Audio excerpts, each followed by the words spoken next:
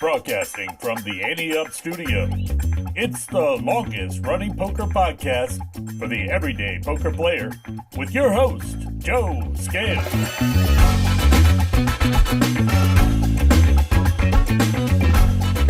Hello, A-Team, and welcome to the Ante Up Poker Podcast, where every hand is an opportunity, every player is a friend, and every episode is a winning experience. I'm your host, Joe Scales, and as you can see or hear, we are on the road in an RV on our way to the Maker's Mark Star Hill Farm.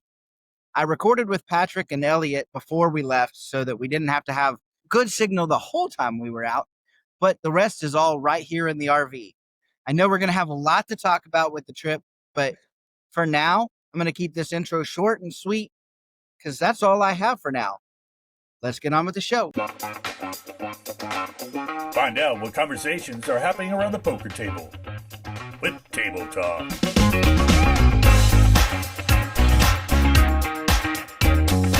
Elle and I are back around the poker table. The moving one. We are on the road in an RV. Actually, we're stopped at a rest stop right now. In Kentucky. Yeah, we're so close. Yes, very, very close. We're on the way to Star Hill Farm Yep. of Maker's Mark to see the Dale Chihuly show, as well as taste some bourbons. Yes. Cannot wait. My parents are in the front seat. If you guys are wondering, what are you guys doing? We always try to get our family and friends to come along with us on all of our adventures. And this time it just made sense to go with them. It was close enough. Yeah. We tried to pack light because it's close quarters for sure. Yes. Yesterday we traveled, I don't know, it was close to 200 miles. We're going to do a little bit over that today. So a little over 400 miles trip. Yeah. And We have surprisingly passed almost 2 Buc-ee's and have not stopped. We are on a mission to get to an event. No. I'm just thankful that your father was driving, else the car would have just kind of veered off into the Buc-ee's parking lot. He asked, should we? And I said, no, I think we need to get to our event on time. So maybe tomorrow we will, or Sunday, we might have that fun experience on the way home.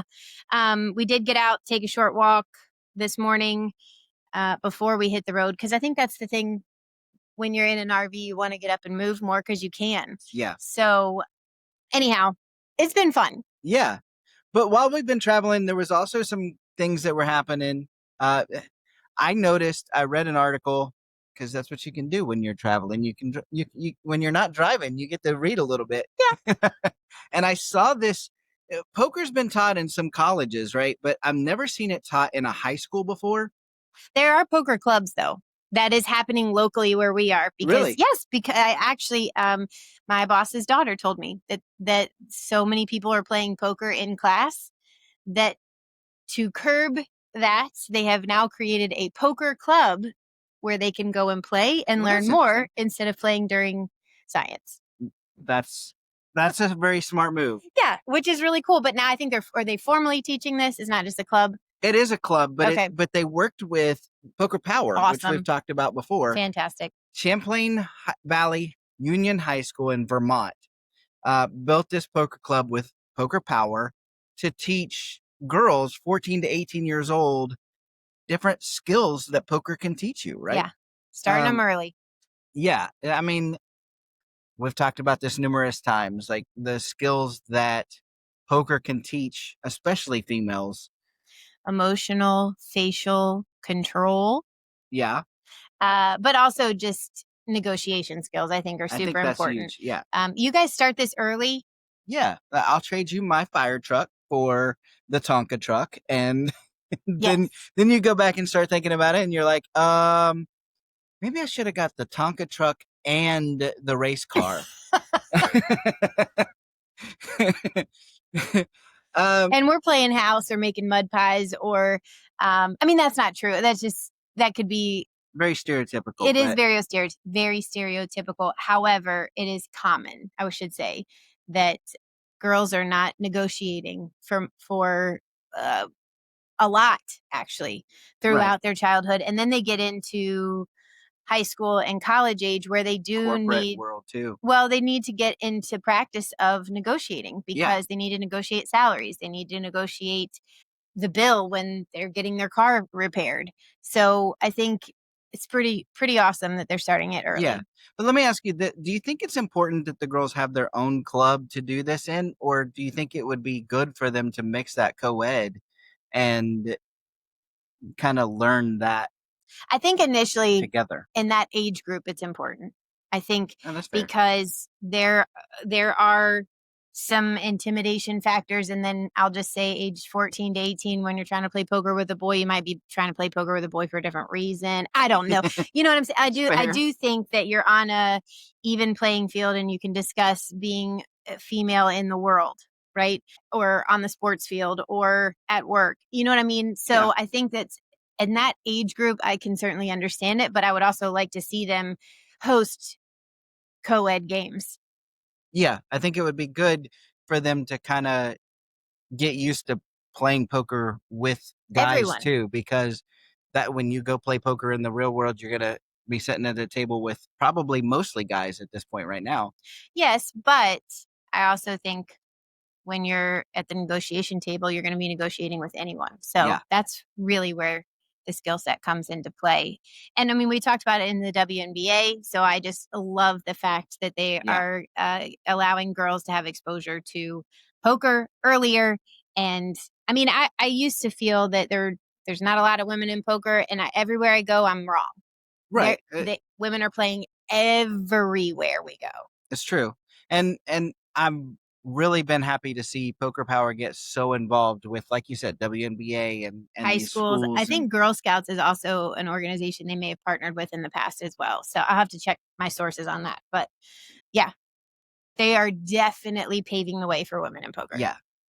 Yeah. And so that is one piece. That's the look at the good possibilities that poker can bring. There was also an article that I came across from Wired that shows kind of the possible dark side of the poker world, where a writer with Wired teamed up with a hacker to showcase some of the vulnerabilities of the automatic shufflers. Ooh la la. Like the one, what was the movie we recently watched where it was connected to his watch? Yeah, I don't remember what movie that was. It was the recent. And he kept looking at his watch and nobody picked up on it until the hero realized. Yeah. You're checking your watch an awful lot, sir. Yep. What did they find out? This one came about because the hacker, a while back, the automatic shufflers companies, one of the automatic shuffler companies said that their devices were unhackable. Which challenge flag. Wrong thing to say. That's throwing the challenge flag at every hacker out there. Like, Yeah, they said, hold my beer. So they actually found a variety of different methods to hack these machines. One being, I don't know why, but automatic shufflers have a USB port in them. Probably to update their programming. But that's what I would think. They just hooked their phone up to it and then created a program. Got a way in. Bingo bango. Yeah. Just like that. Yep. And then another way they did Why are we telling people this? Well, there's an article out there already. Okay. Fair. But also, this one would be much harder to do, obviously. But they actually went into the machine, installed a camera on the cards. So you could see what was coming out? Yeah, it was see what was in every slot, because when the way they work is a random number generator. Right. And so it says it's going to put this card in seat or position 1, this card in position 8, this one in 52 and whatever. And so it just randomly puts the cards there really fast. Wow. And then they were able to collate that information and get it in real time. Right. And then that was sent to an app on their phone. Jeez. So if only we could put this power to good. Right. Wow. So they actually brought some poker players together with them. They actually they met with Sal Paciente. Oh, we had him in the magazine a couple months ago. Right. And is he a magician? he's not a magician. He actually has or an illusionist. He kind of started with the 3-card Monty. Okay. Right. But now he has a whole company that just teaches people how other people cheat, basically. Thank you, Sal. We need more of you. Yeah. Yeah, for sure. And he works with casinos and things like that so that they can get their security under wraps. Nice. But they met with him, and Sal had given them these cues Pointers of what they could do to signal each other. And they sat down with other poker players. So these two people sat down with other poker players to see if it would really work. Yeah. And yeah, it did. Whoa. Yeah. So what's the moral of the story here, Joe? One, if you go to a home game, because I feel like if you set these up in a casino, you're not going to get to pull them off usually and put a camera inside of them. So that and then one, play at that particular table. I feel like that one is probably safe. Right. But home games. Yeah. People are using shufflers in home games. So if you came across one of those, maybe be a little leery. No phones at the table. Yeah. Maybe if you're in a casino, maybe you should be able to disable that USB port unless you needed it. Or you can't use that USB unless it's connected to the programming update. Or maybe you should have SaaS products, software as a service, so you can just download it from the cloud. Yeah, but then you're connecting to the cloud. And is that hackable? We can just go down this long rabbit hole of all the things. And I don't think we want to mention this to be like, oh, this is doom and gloom. Yeah, but it is fascinating that it's possible. Well, and I'm glad that they put this out there so that you can see you're aware. These things. Yeah. I think that's important, is to not be naive and go into these games thinking, oh, how cool, they've got an automatic shuffler. And then you are walking out with no money. So fair. So beware, but don't always suspect everyone you play with. Right. Yeah. And those were the stories that I came across. Did you have some stories that you found while we were driving? Other than I've just had so much fun following Lexi in Cyprus. She's just having a blast. She is using her days off to go to the beach, to spend some time with her husband, to play. She's going to be in day 2 on Saturday. So I'm going to follow up. I think it's a 5 million guarantee that she's entered in this week. So I've just had a lot of fun. I know I mentioned it last week, but I think there's some really cool stuff happening in Cyprus. That is one thing. That is one thing. When we had Bob and Lexi in the magazine, one thing that they talked a lot about was how they use poker for travel. And so they are really good at finding things to do together. Relax. Yeah, and do things together. And so I'm really looking forward to tonight. I know I've been nerding out about this Chihuly show. We may or may not have made our very own Chihuly quote unquote glass, which actually they're plastic pieces of sculptural art to attach to our outfits tonight. Yeah. So I'm definitely in my element of nerding out here, where poker, the arts, and bourbon are going to come together. So follow along on our socials to see how that all comes together, and we'll have more to report back next week. Nice. Other than that, always a pleasure being around the table with you. Even when it moves. Likewise. Now it's time for Call the Floor with Elliott Schechter.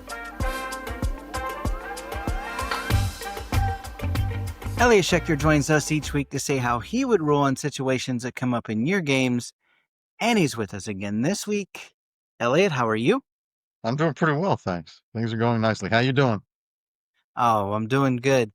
The Call the Floor this week has me baffled. Like, it is insane.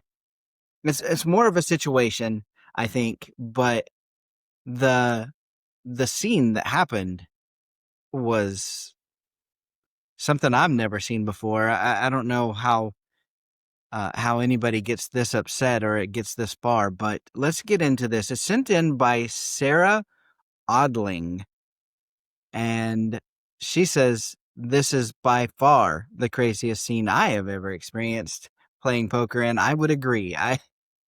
She says, it's a fun story, but also leads me to a couple of questions. She says, I'm at a 2-5 table and the session's been intense, mostly because of one player. He's seen a brutal run of cards for over an hour, losing pot after pot, some to coolers, others to his own loose calls. With every loss, he gets more agitated, berating players for their play, even when they're not bad. For example, one player makes a 3-bet with pocket kings after losing with ace jack. The guy calls him a donkey who only gets lucky. Another player slow played a set and the guy rants about idiot trap plays, yada, yada. So the dealer has issued this player multiple warnings. First, a polite, let's keep it friendly, then a firm, sir, stop berating players. But the guy just keeps going, creating a miserable atmosphere at the table. Things come to a head in a hand that Sarah says, I'm not in, but I'm watching closely. A player gets heads up with the guy on the river in a $600 pot.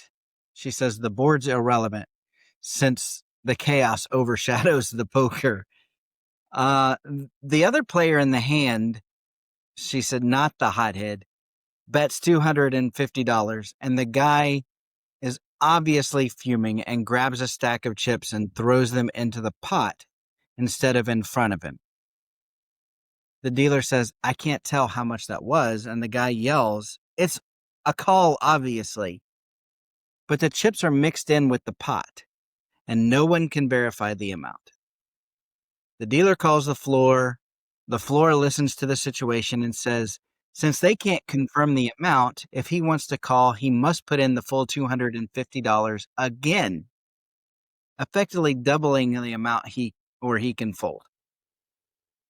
Sarah says, I don't think that seems fair, but she didn't say anything. However, the guy is livid, shouting, this is robbery. But then he says, fine, then I'm all in. And that's for his remaining, I guess, $300-ish. The floor allows it, and the other player snap calls with the nuts. The guy loses another big pot. But this is where things get insane. Before the dealer can push the pot, the guy absolutely erupts. He yells about how the room's a scam and how everyone's terrible, then sweeps his remaining chips off the table with his arm. Chips fly across the room, hitting other players, landing on the tables, under chairs. He stomps around yelling about cheaters and idiot players. Security comes in, escorts the guy out, and the floor spends 20 minutes rebuilding the pot from our table and other tables, as well as using video footage.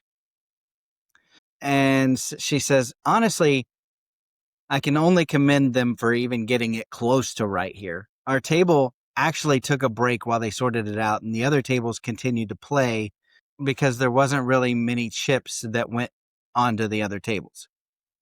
Security and the floor did an amazing job reconstructing the pots and removing the guy after his outburst. But her question to you, could they have acted sooner? The dealer gave him multiple warnings for berating players, and the table was miserable. Should the floor have removed him earlier to prevent the escalation, or is that too harsh when no one could predict he'd go full chip-throwing meltdown? How do you balance managing a disruptive player like this with minimizing disruption for everyone else at the table? I know. No, those are good questions. The floor can't act on what they're not alerted to. It's great that the dealer is giving multiple warnings. At some point, if you've got to warn a player more than once, you're supposed to let the floor know so more urgent warnings can be issued.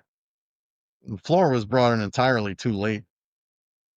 And this is absolutely on the players and the dealer here, and more the dealer. But if I'm a player, I'm just not going to sit there and passively watch this guy ruin everybody's good game and good time. And the dealer's absolutely responsible for making sure anything like that doesn't happen. So once you've got to warn a guy again, it's time to get the floor involved. Let them know what's happening. so they can bring the player aside and attempt to correct the behavior. Right. Yeah, if you got now you're talking about the third or fourth or fifth or sixth time, that's entirely too much for the dealer to handle. And once again, the floor would have probably put a stop to it if they had known about it, which they didn't. So yeah, that's right. Not entirely reasonable right there. True. I think I'm glad you brought up about the players too, because I think that's the first thing that I thought of. If I'm sitting at this table, even if he's not berating me necessarily, although by my play he probably would have, but even if he's not, then, he's making my time at the table miserable. So I'm probably going to call the floor at some point too. Right. I've almost called the floor on people at other tables just because they're making such a scene, so if this guy's at my table, I'm probably going to say something. But to that point also, and I don't know where this happened, so I don't know how big of a room it is, but if it's a fairly smallish room, then if this guy's being that loud and obnoxious, then I would think that the floor could hear that too and maybe come over and That's at a least good check assumption. on the table. In smaller rooms, it's obvious that floors could pay attention because they don't have a large area of responsibility. In larger rooms, the noise can blend into the background. They've obviously got more tables of responsibility in their section. So yeah, I mean, this figures to be a larger room. Yeah. If it's a small room, you've obviously got a floor or floors who are intentionally avoiding any kind of conflict or conversation with players, which again is not good service and doesn't make a whole lot of sense. I don't know why this was left unattended, other than, yeah, I can only assume that the floors just didn't know. I mean, in most places, when something like this occurs, when a player is behaving in this manner and a floor can easily spot it or hear it or notice it, they're going to come up and do something. They're going to pull the player aside. They're going to make general announcements. Folks, let's just let everybody play their chips the way they want to play them. They belong to them and nobody else. No teaching, no instruction, that kind of thing. Something that's not pointed, but is obviously meant to curtail unwanted behavior. I got to give the floor a little credit. I have to assume they just didn't know. I mean, there's there's no reason to avoid this, and if they were, I mean, shame on them. I mean, that's not what we're supposed to do. It's not how we get trained, and it's not what we're supposed to promote. I mean, I appreciate that the guy's losing, and they want to keep a losing player in their seat as long as possible, but that should not be a consideration at some point when unwanted and boorish behavior is being constantly displayed. Yeah, and one thing that I just kind of thought of too, and this could be or could not be the case, even, in a smaller room, more and more responsibility gets put on the floor to do other things than just managing the players in the room. So, Yes. maybe they're not right on top of things either. Either way, the floor should have been called over to at some point take care of this before it escalated to this. But when it escalates to this level, is this guy ever coming back to the poker room? Not for quite a long time. You just can't be worth the trouble. Yeah. I just thinking about sitting there listening to this guy for any length of time, berating everybody and making such a miserable time. I can't imagine still playing at that table, not asking for a table change at the very Right. least. Exactly. So I think a big part of this, like you said, falls on the dealer, but a big part of this also falls on those players for not saying something. And I know that the floor is there to minimize some of these things. The floor is there to make it so that we don't have to be the one confronting that player, or the dealer doesn't have to be the one confronting that player. But like you said, if the floor doesn't know, they can't help you. So I guess help them help you, man. Yes, quite. It's okay to speak So, up. I mean, shoot.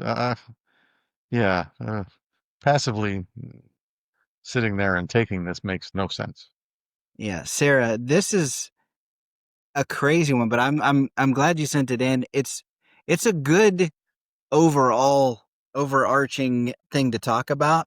I don't think many situations are going to escalate quite into this extreme of a situation, but even on the smaller scale, the whole reason we're there playing poker is to have fun. And if this guy's ruining everybody's fun, then somebody's got to say something. So I think we need to address the very technical question too, yeah. about the guy splashing the pot.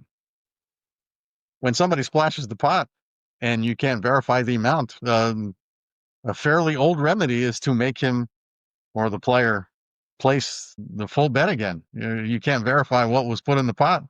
Yeah, it's been done before. It's generally not pulled out, and there's no guarantee surveillance is going to give you the correct answer anyway. So making somebody put their bet in again, it has been done, and it's a valid ruling. And there's a reason why you're not supposed to put your chips in the pot, because this way, how do we know you're not shorting the pot? Even if it's just a chip or two, you do that enough, you're going to save a whole lot of bets. There's a reason why the dealer places the bets into the pot and assembles the pot. Otherwise, it would be a free for all at some point. So making somebody put their call in again is not unheard of. It's not unfair. Somebody splashing the pot intentionally, and that's exactly what this is.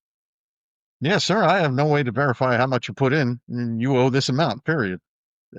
We're certainly at our discretion to reduce that amount based on the fact that chips were placed in the pot by the player. So, I mean, it's reasonable to not make them pay the full amount. But again, it's also reasonable for the player to not splash the pot. So, yeah, I don't disagree with the floor here doing that, as opposed to sending the chips flying. That's just unacceptable. But if they were all in, they obviously didn't move their chips forward at all. Otherwise, there would have been no chips for that player to splash around the room anyway. So again, going to procedure, if somebody's declaring all in, they need to move chips. So yeah, a slight breakdown here, just to obviously hurry things along. But kudos to them for trying to get it right and make sure everything went where it was supposed to go.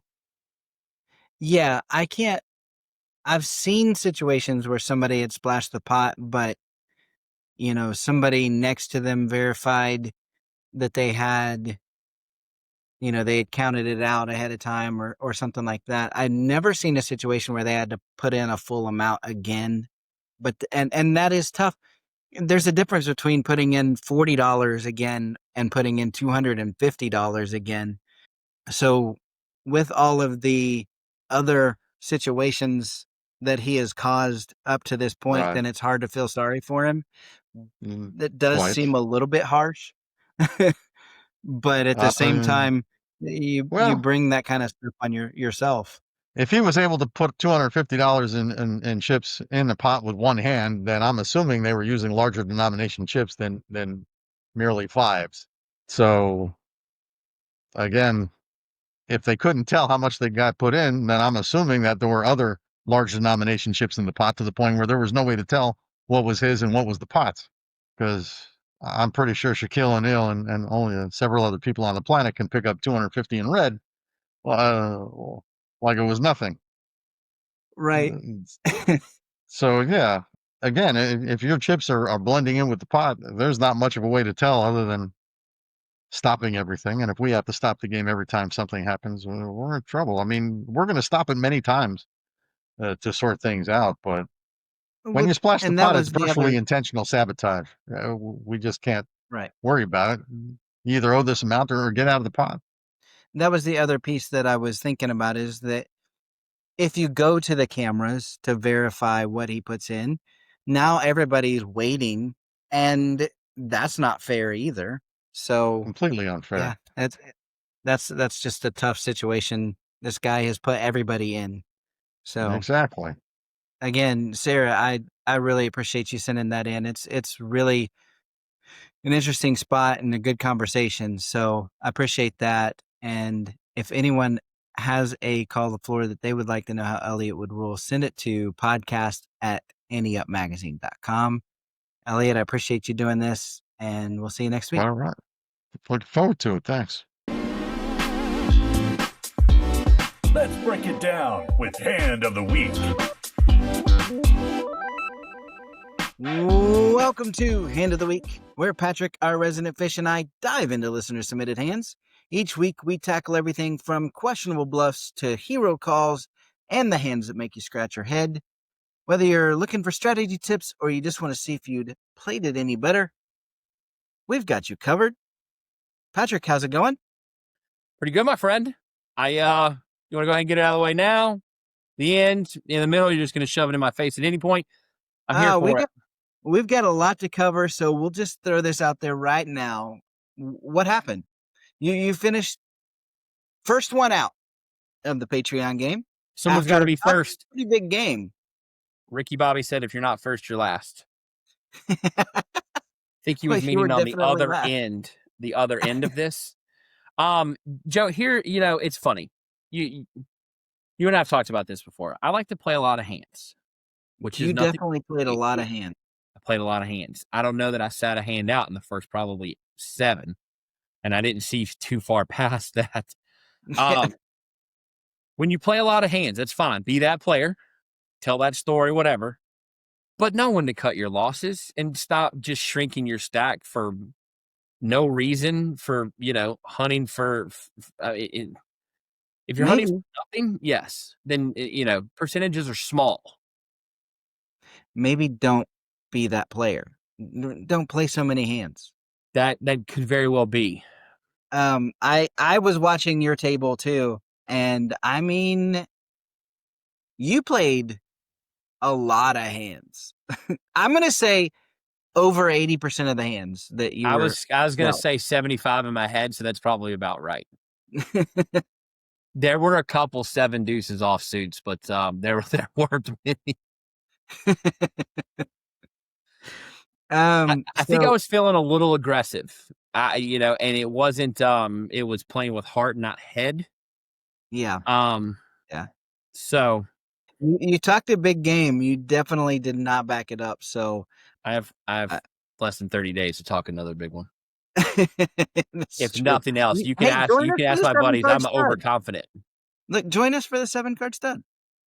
Maybe that's a redemption tour. I'm gonna have to freshen up on that one. I would say that I was a lot better at hold'em than I am stud, but that didn't pan out either. So maybe we'll try some different luck somewhere else. Another order of business. We'll move on from that. I appreciate that. Give me a reprieve for a minute. Another order of business, though. We got some submissions to the Wheel of Punishment that I didn't realize had come in. Right. Yep. And I got, after the show was released, I got emails were like, well, why wasn't mine put on the wheel? And I seriously did not see them. So I have added them to another wheel. I think, let me just, for all our listeners, I commend Joe on this one because he is a man of the people. And the ones that were chosen were a little bit of, I did see one of the and this was very, very early on. We caught one of the emails for that was submitted about the reading A Royal Tragedy in Shakespearean, which was great from Ben. But the other ones were overlooked, and that was just on us. We're good. Man of the people here is going to not only do the first one and get pied in the face wearing the opposition's gear and St. Louis Cardinals as a personal one, specifically to me, and everyone can enjoy. But the man of the people is going to add them to another wheel and do a second punishment. Yeah, and let me just tell you. Should we read these off? Because these are great. There was no holding back on these. Putting these up here. Do you want to go through them, or do you want me to go through them? You go ahead. Go ahead and start from the top. So the first one being, wear a ridiculous costume of Patrick's choosing to your next casino outing. So I would have to sit at a poker table wearing some ridiculous. You want to know the first thing that comes to mind? I'm scared. A banana costume, just a giant banana walking around a casino. I love it. You know what? We'll slap some Ante Up stickers all over you and just let you walk around town. The second one was Joe has to record himself learning a new chip trick and can't stop until he succeeds. Listen, for all our, I like this one a lot. For all our listeners out there that maybe are on a little bit of the younger side, the Barstool side, these guys have done these long-lasting videos where it's, try to make a hole-in-one on a golf simulator. It took them like 30 hours. I mean, I want, if you land on that one, we're going to choose a pretty hard one. And I mean, I want hours of this. I want a live YouTube stream of you, and I'll be there with you. I'm not going to leave you hanging. This is us, but I wanted a live YouTube stream one day of you trying to learn this. So I've got some thoughts on that one as well already. I mean, no pun intended. The wheels are spinning in my head too. So, all right, what's the next one? Patreon members vote on Joe's punishment from all the choices now on this wheel and the previous wheel. Oh, that's a good one. So we'll bring back the other ones that were here and as well as this one if you land on it. Okay. Mystery box, which means Elle would pick the punishment, and I wouldn't even learn what it is until right before I do it. The day of. We already know, I personally, and some others will know this, I know exactly which one she will choose, and it was from the very first option. Just as a reminder for last week, is eating a piece of broccoli, which is, I mean, if the St. Louis Cardinals are your arch nemesis and haters, broccoli is way worse. And you have to do that and then video yourself reading a royal tragedy in Shakespearean. So we know Elle's going that route. So we know what that one could be, although she might throw an audible one. So, and then the last one is my absolute favorite. Can I read this one? This is the absolute, I mean, kudos, round of applause for whoever sent this in. This one is named Go All In. Joe must perform all the punishments on this new wheel. And I love that one. Just to clarify, though, it's all the punishments on this one, not just all of the punishments on this one. We're clarifying that. The Go All In version is just for this new wheel. Okay. So, all right. Yep. So, I guess let's spin it and see what we get here. Without further ado, I mean, let it roll. The chip trick, it looks like. Chip trick. Joe has to record himself learning a new chip trick and can't stop until he succeeds. Okay. I think we should go one further. I between now and next recording, if you have a chip trick that you know or you know of, I don't even care if you know how to do it, but one that you want to see Joe do it, email us. That's a good point. Yeah. We want to hear from you guys. If you've got one, like I said, if you can do it, even better. But if you can't and you know of one, send it over, and we'll reveal it next recording. All right. You know what? There could have been worse ones there. I'm okay with that. I learned a new skill, right? That's a good point. Yes. I mean, it may take hours, but In the meantime of that, we've got a hand of the week that's sent in, and I'm probably going to get this name wrong. I'm the worst at this. We are not linguists. We apologize. I'm going to go with Maisie Beck. Maisie. It's got to be Maisie. I think that's absolutely right. Maisie, we Maisie hope that's it. Thank you very and- much for sending in a hand. Yeah, absolutely. And Maisie is playing in a 1-3 cash game. She has lost about $25 of her original $300 buy-in. She's been playing for about an hour, so she's lost $25 over that time. She said, we win a little, we lose a little, but no serious hands taking place. Okay. It's been a pretty boring table, she said. In this hand, a player from middle position raises to $12. And Maisie goes on to say that has turned into kind of the norm at this table for the raises pre-flop. Okay. And we are on the button with the 10 of hearts, 9 of clubs. All right. Well, I'm definitely playing. I'm going to call. I love how you were just like, I'm definitely playing. I'm definitely playing. Look, it's connectors. It could be your downfall. Now I'm going to learn. I've learned. I've learned in the last week. Let's see a flop. If it's the right scenario, in this case it is, it's fine. 12 in, see a flop, and then gauge it from there. Okay. Don't go chasing though. All right. Well, we do have the position advantage, and that is correct. That's why I'm leaning toward that. I guess then you have to think about, do the blinds, are they likely to raise? It sounds like it's not really been a super active table as far as that goes. She said it's been a boring table. Yeah. Which means to me there are not too many people getting out of line, right? Well, I just feel like 10-9 offsuit is one of those hands that's going to get us in trouble more times than it works out in our favor.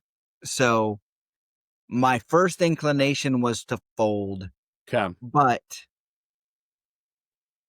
it sounds like the table's kind of what I would say fit or fold, right? So they make their hand or they fold.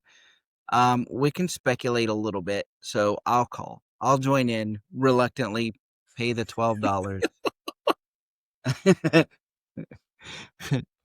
Maisie does call as well, as do the blinds.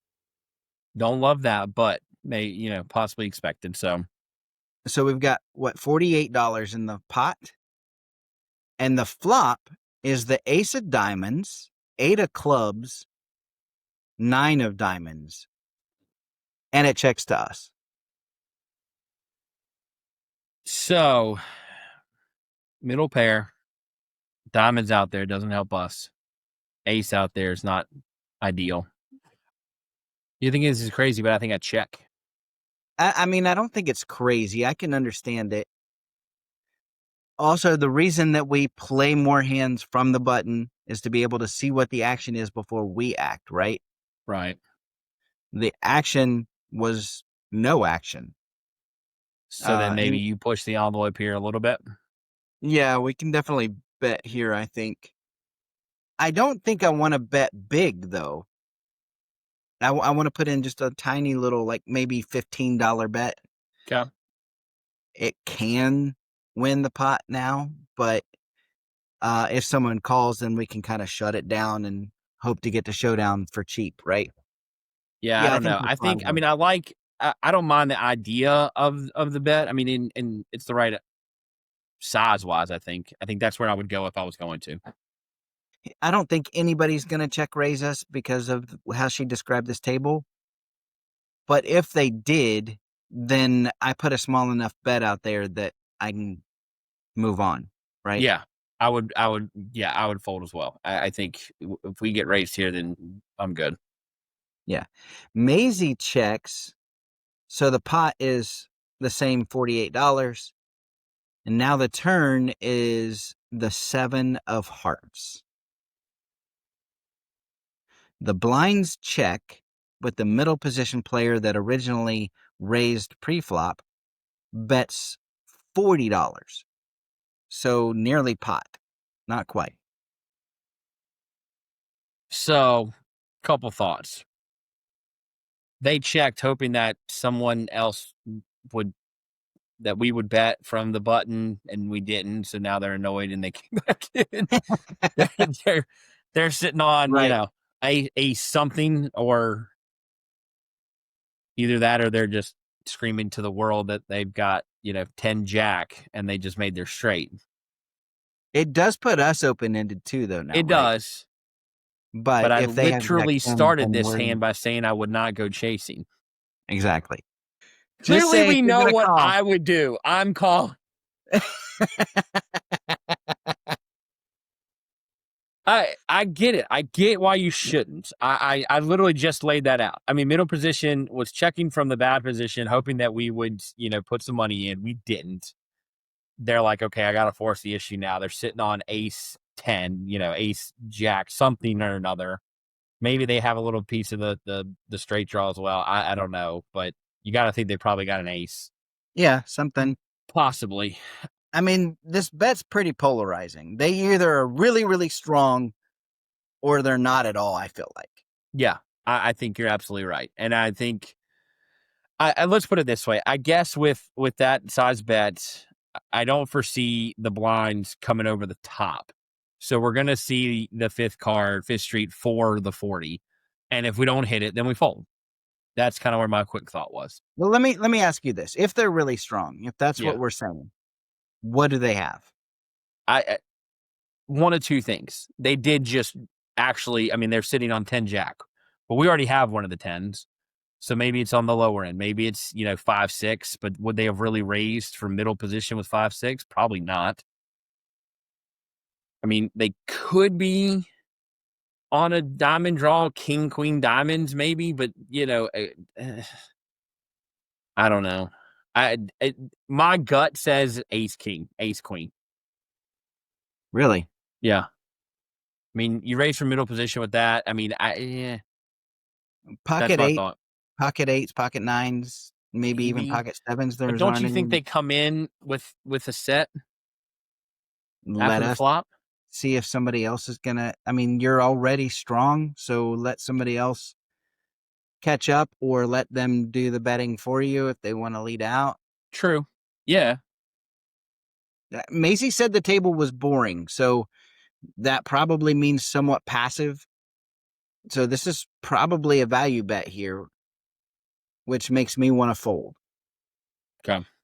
That open ender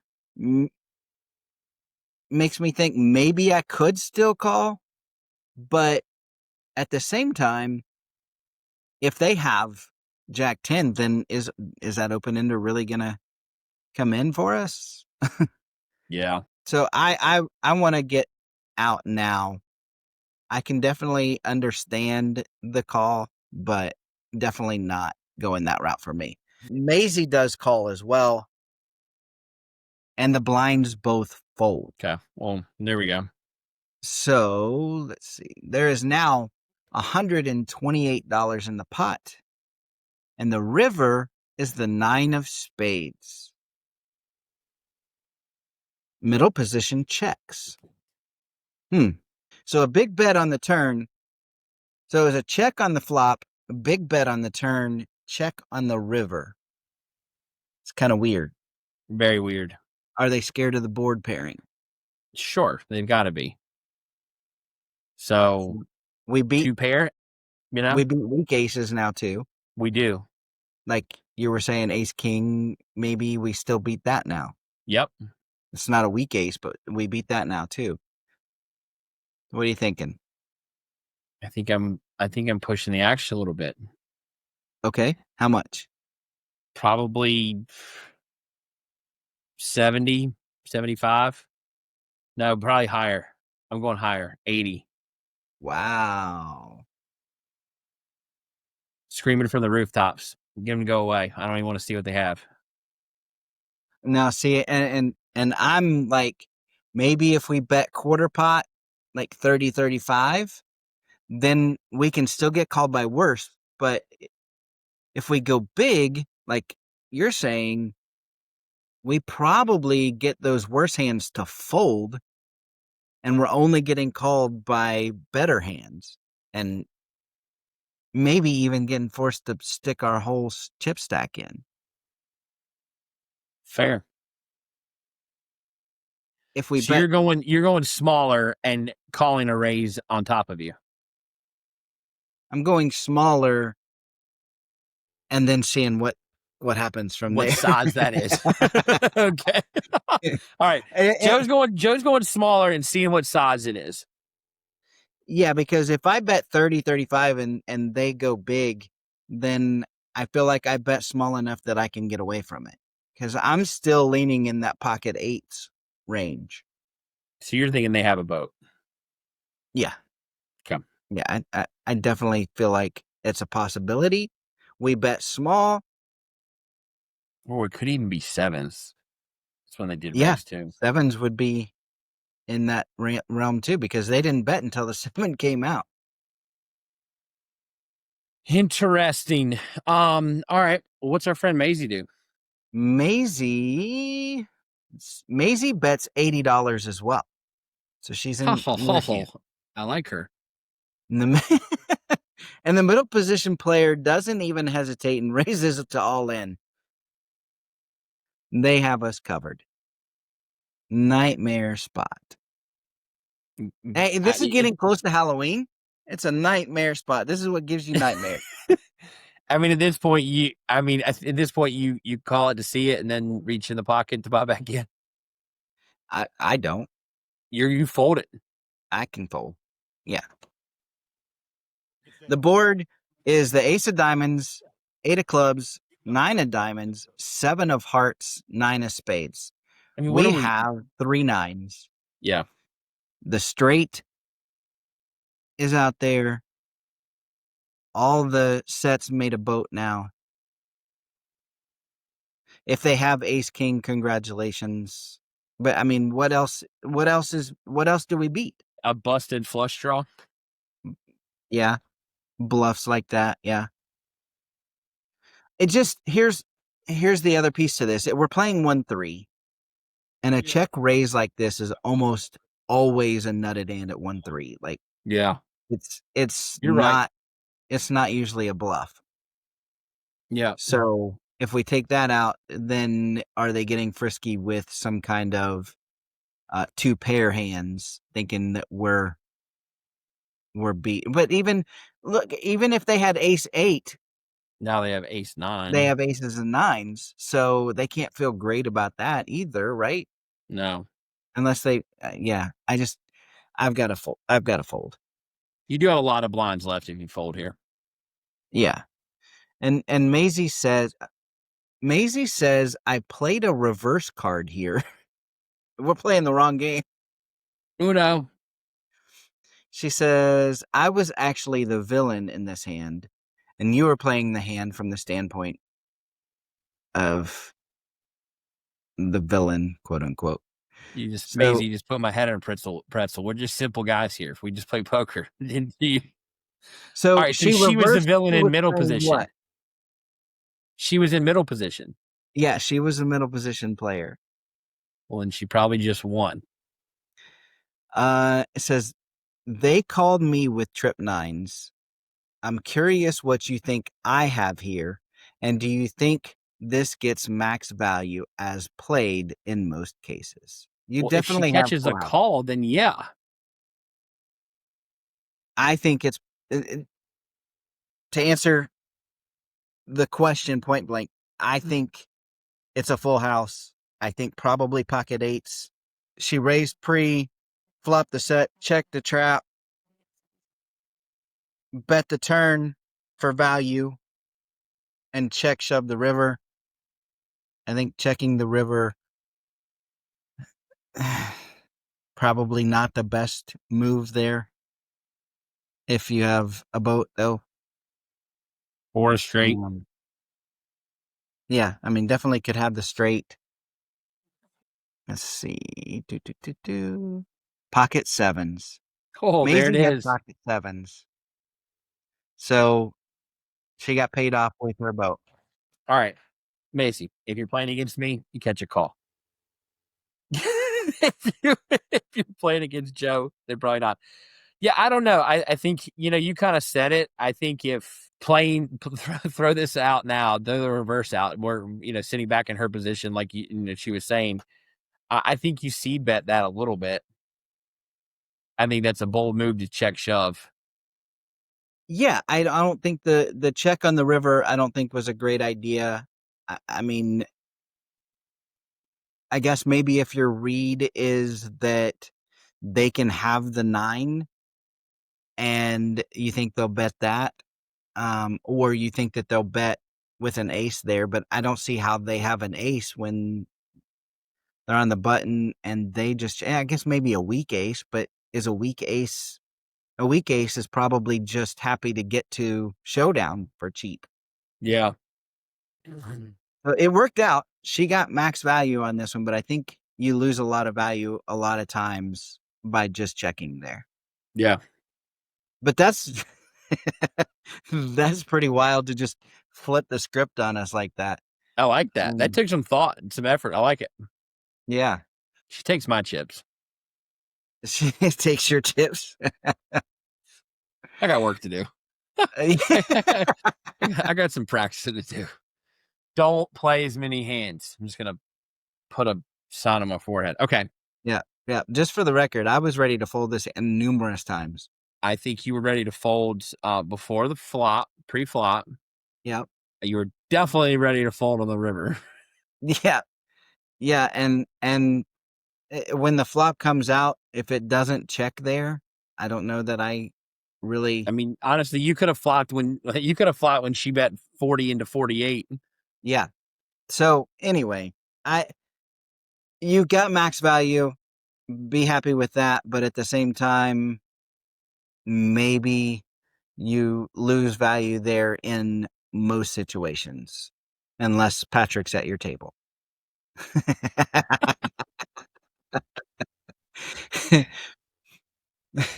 Maisie, I hope we've been saying your name right. That was a great one. Thank you. That was a great one, and thank you for sending that in, and thank you for just a little twist there that was just a little bit different.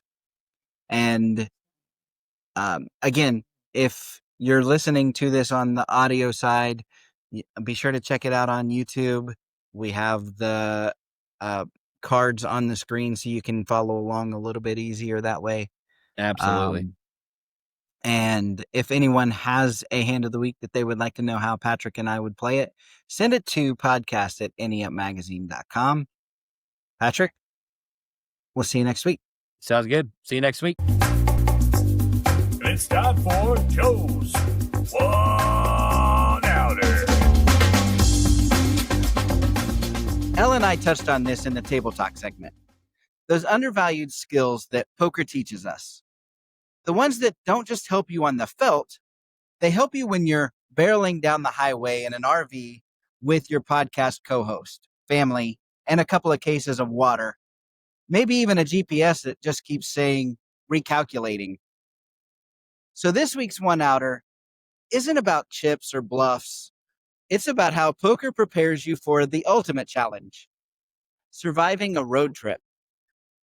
Maybe the most important of these lessons is emotional control. Because in poker, tilt will cost you chips. In an RV, tilt can cost you so much more. You miss a turn, someone forgot to secure the refrigerator door before you hit a pothole. You can't control the cards, and you can't control the traffic. The best move is the same in both situations. Take a deep breath, adjust, and don't let one bad hand or wrong turn ruin the trip.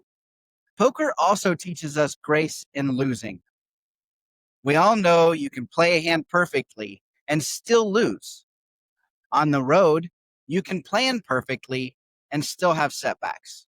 It happens. The key is to just smile, laugh, shake it off, and play the next hand or get on the road again. Poker can train you to read people too. Their tells, moods, and when they are one comment away from pulling over to take a walk. On an RV trip, that could be priceless. If your co-pilot is short-stacked on patience, a good read can keep the peace. So whether we're at the poker table or traveling down the road, the skills are the same. Stay calm, make good decisions, handle the losses with grace, and read people. Because the goal in poker and road trips shouldn't be getting to a certain point as fast as possible. It should be enjoying the journey no matter what cards you're dealt. That's today's One Outer, and that's today's show. I'll see you next week, A-Team. And until then, I'll see you at the tables. The Ante Up Podcast is a production of AnteUpMagazine.com. Contact the show at podcast@AnteUpMagazine.com or call the show at 540-339-7741. If you'd like to advertise, send an email to editor@AnteUpMagazine.com.